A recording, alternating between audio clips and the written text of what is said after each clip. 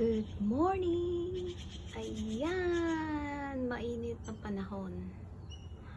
Pero tingnan nyo, surprise! Diba? Nung nakaraan, flowers, yan. Maraming flowers yung tomatos ko. Tingnan nyo, meron naman siyang bagong flowers.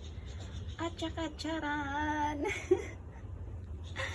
O, tingnan nyo yan! Ano yan? Hala! Diyos mo iyo, Mari-Mari. Sobrang happy. Happy, happy, yay! May bunga na siya. Oh my goodness. Thank you, Lord. Dalawa na yung bunga. Ay, naku. Diyos ko, nakaka-happy talaga. Sobra. Walang katumbas yung happiness. Ayan, meron akong bago dito. Yan. Soon din mamunga yan. O, see?